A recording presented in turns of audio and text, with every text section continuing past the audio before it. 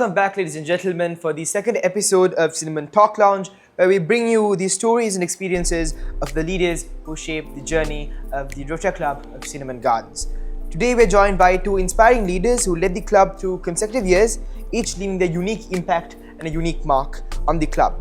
First, we have the president for the year 2020 and 2021, Rotaractor Mohammed Firoz, and alongside him, the president for the year 2021-2022, Rotaractor Abdul Basith Mukthar. Hi guys, welcome. Hi, thank you. Right, to start off, how does it feel to be back and to reflect back on the journey that you had within the Rotaractors that you guys went through? You want to go first?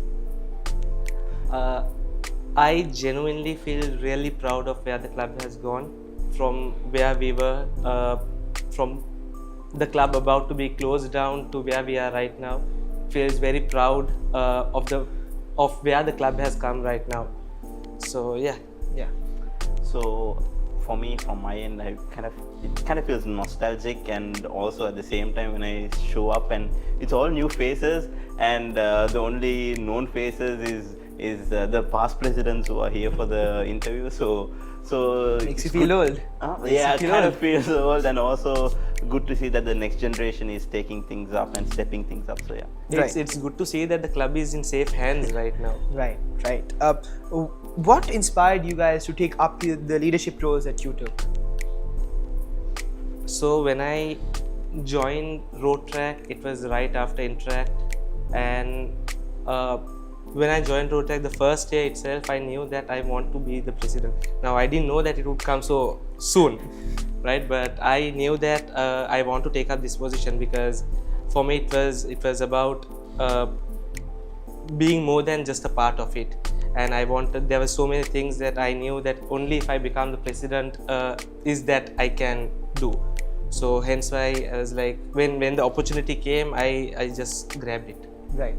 And you? and from my end, so when I stepped in, I never knew I'd be taking up presidency at any point in time. But the reason as to why I did was because of a couple of incidents. So back then we were still, at the point of reviving the club and bouncing back and things like that. So when it came to our club, when our members went out for any meetings or events or whatever it is, we weren't actually valued a lot. Our opinions weren't really heard. So that kind of felt like an insult. So I was like, no, like I need to step up. So I've been part of this club, so I need to step up, and I need to bring Cinnamon to a point where our opinions are heard. We are heard. And you're valued. Yes, we are. Interesting. Right. The next question, this question goes to the both of you, because during your tenure, it was a very stressful time, not just because the club was being revived, it was also because of the COVID pandemic that was going on. So during this time, how did you manage things like membership, projects? These probably were different from what is being carried out right now. So how did you guys manage with this? Let's start off with you. So I think when we had our transition meeting, that was there was this part where the country just came out of the entire the lockdown and all of that, and we saw that time. We did the transition meeting again, the country closed down. So I got the caller, and then the country closed down. I think within 2-3 months again the lockdown came out and we had our installation. And I think since then but then there were these restrictions as to how many people you can gather, and for that the installation also, though we had it live installation, it also was online, so a lot of participation can join, right? And our projects were mostly based on the pandemic itself. It was about how to make people happy, because that mental trauma people were going through, people were losing their jobs. So it was all about how to make them happy. Okay. So yeah. So my tenure was kind of different. So his tenure was completely in the lockdown. My tenure was where it was the latter part of it. And where the lockdown's over and we are coming back to the real stuff. So so the things that I had to face was like 2 years we were under lockdown. So everyone were used to the the virtual platform. You want to do a project, let's do Zoom. You want to do a project, let's do Google Meet. Okay, so everything was online for 2 years, and so not only the people got used to the online events, even the members who were organizing lost touch of doing real projects. So bringing the audience back to the flow and the members also to the same standard to organize physical events at a good quality. So that was a bit of a trouble. Yeah. Right. Would it be fair to say that it's been some time since you guys have been out of touch with the Rotaract movement? Yes. Right. Looking back on your Rotaract years, what advice would you give to a young interactor who's coming fresh off of his Interact years, or anyone just who's out there who's willing to join Interact? Why should you go out there and join a Rotaract club? Why should you push yourself out there? Let's start. An advice that I would give is for the why question, it is because it helps you improve your entire personal life plus your professional life. You, for example, a skill like taking down meeting minutes, right? In professional setup, where you get paid, you get blasted also when you don't do it right? Over here, you're learning how to do it. No one is going to blast you when you don't do it right. Just one example. So it helps you in your personal life and your professional life. That growth is there. And another advice for the members who are joining, I would give is focus more on the impact rather than the quantity of it. The quality matters more than the quantity. So when you're coming up with projects, when you're doing something, don't think about how many times I will do this or how many of the projects I will do. Think about that one project that you think will be impactful to the world. So what I would say is, see, there's if you want to join Rotaract, you don't need a reason to join it. It's an experience as a whole. You live for experiences. Join Rotaract, it won't disappoint you. Is what I would say. It's a 10 out of 10 recommendation. Yeah. Perfect. Okay, a couple of questions I want to ask you guys. I want you to rate them out of 1 to 10. 10 being the highest you have to endure, 1 being the least you have to endure. So, for example, the stress level during your years, the 10 being the highest, 1 being the lowest. And you know what? Let's start off with that. The stress level during your respective board years. Do we have anything more than 10? You can go for it. I would say more than 10 definitely. Okay. You? I think there were phases. There were phases where there was no stress at all because the team was doing it. But there were phases where the stress level was at the peak of the charts. Right. And just a question mixed with that. So during your years, which is like mixed with lockdowns, mixed with like people staying at home, most people tend to be lazy. How did you manage to get people up from their bed working with you?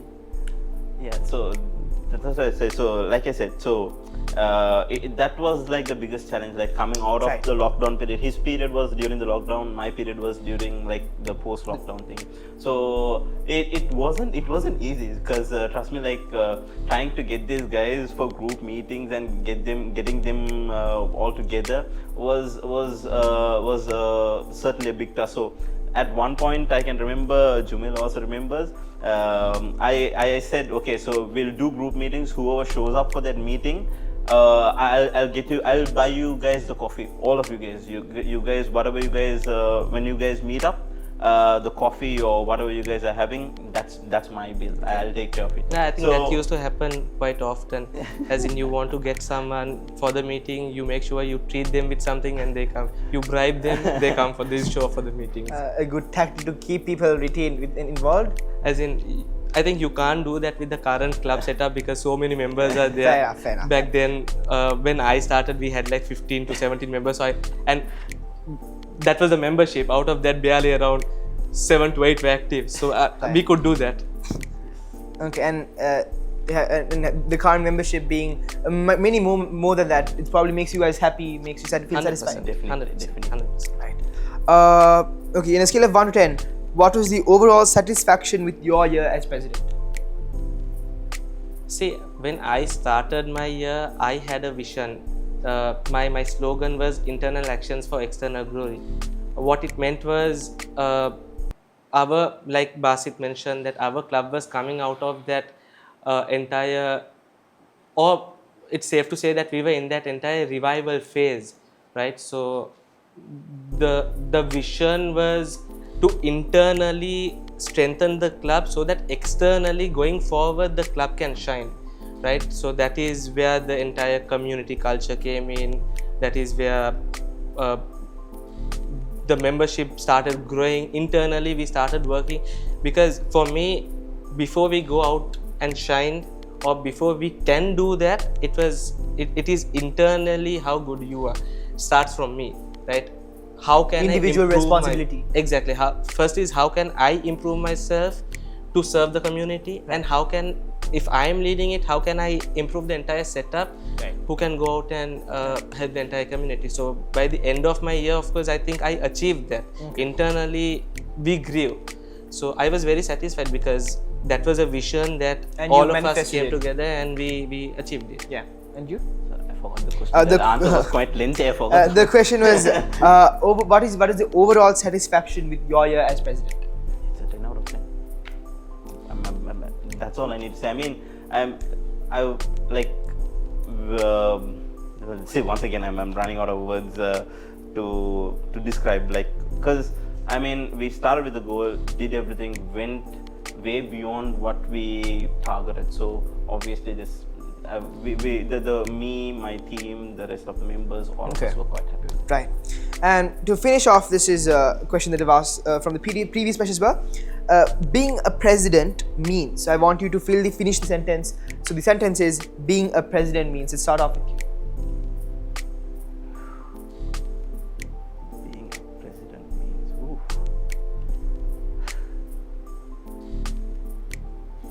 Is the AC not working, or am I starting to sweat up? Like, Quite a tough question, you'd say.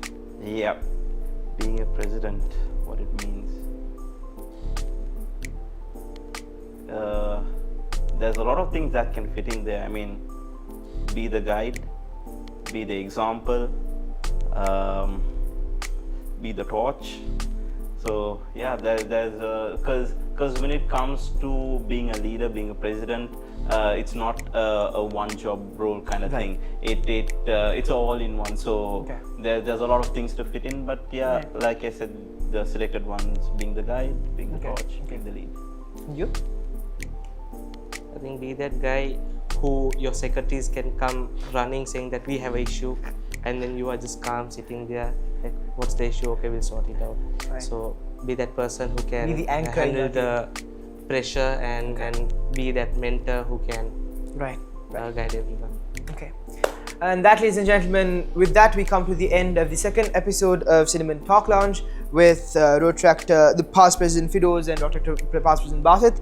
Thank you guys for joining in with us, for sharing your experience, your memories.